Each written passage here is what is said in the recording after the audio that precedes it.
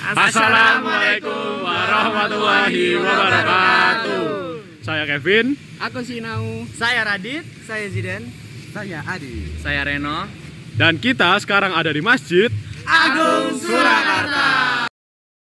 Inilah Masjid Agung Solo yang berada di sebelah barat alun-alun utara Keraton Solo.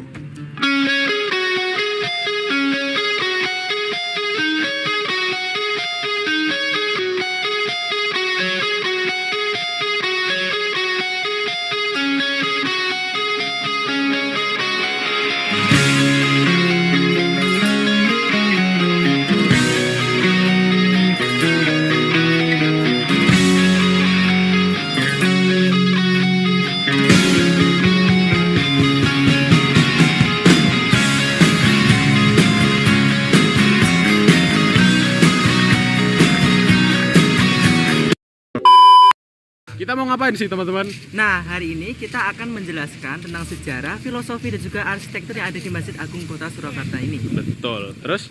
Dan ada satu hal peninggalan yang wajib deh kalian tahu pokoknya. Apa itu? Ditunggu. Bye. Masjid Agung Surakarta. Dahulu namanya itu Masjid Ageng Keraton Hadiningrat yang dibangun oleh Pakubuwono III pada tahun 1749. Terletak di bagian barat, masjid ini memiliki posisi penting dalam penyebaran agama Islam di Solo.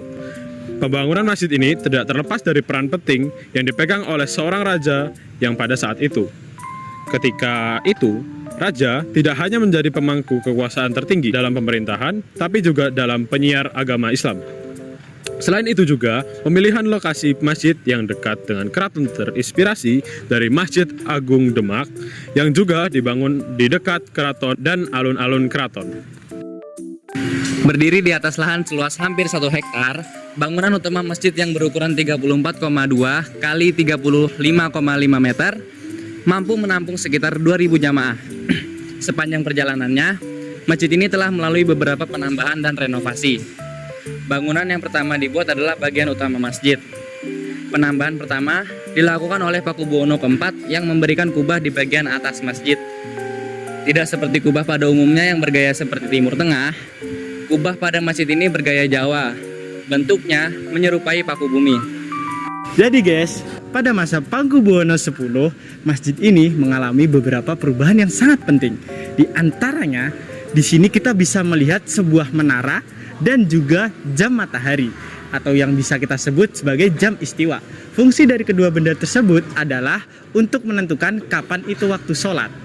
Dan kemudian juga kita juga bisa melihat perubahan lainnya. Di antaranya adalah pintu masjid yang awalnya bergaya Jawa dan juga atap yang berlimasan diganti menjadi dengan gaya Timur Tengah. Kemudian di sini terdapat juga perbedaan yang sangat jelas, di mana pintu tengah lebih besar daripada pintu yang di ujung. Dan kemudian juga pada masa Pakubuwono XIII, dia atau kita bisa sebut beliau itu membangun sebuah kolam renang di sekitar masjid agar orang yang mau masuk ke dalam masjid bisa membersihkan diri.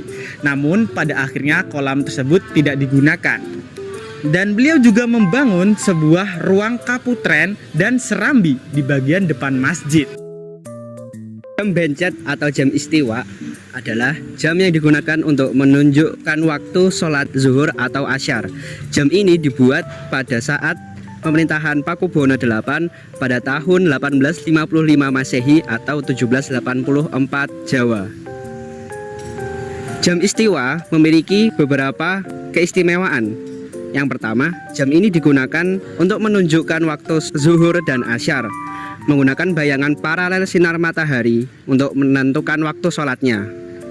Jam istiwa memiliki jarum yang posisinya dipasang mengarah selatan utara.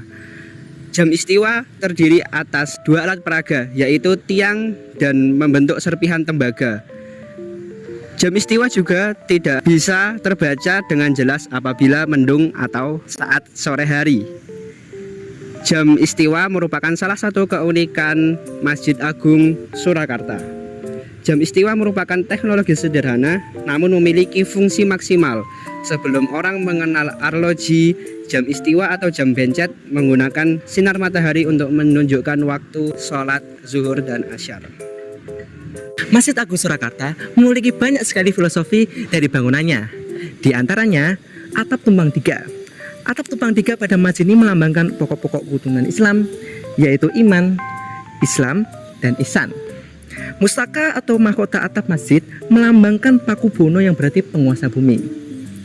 Kayu jati beranda depan di masjid didominasi oleh kayu jati kualitas nomor 1. Prasasti bertulisan Jawa kuno, dinding ruang utama masjid ditempel berbagai prasasti bertulisan Jawa kuno.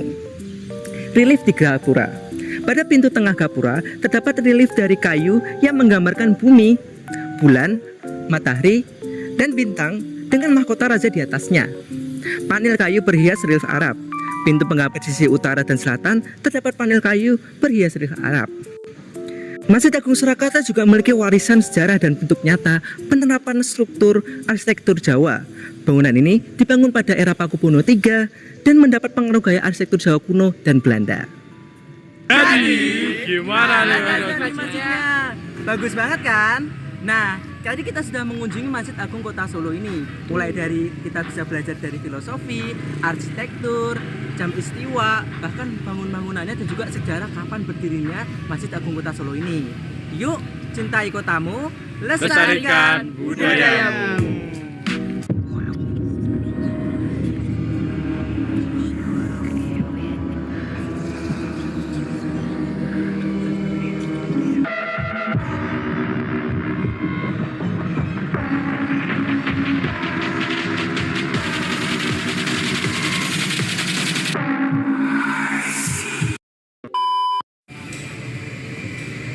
Nungguin siapa? Nungguin Fareno tuh. Kita ngomong gitu, apa gitu. Bareng-bareng apalah. Masjidnya gitu kali. Ya. Masjid Keraton Surakarta. Awalnya masjid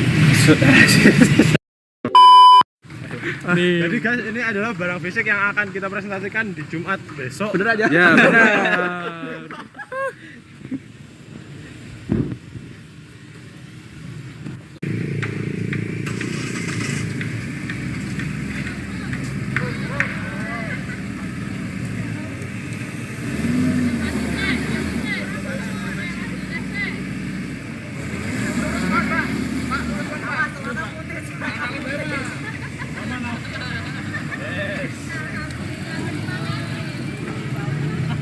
Ya, aman Pak.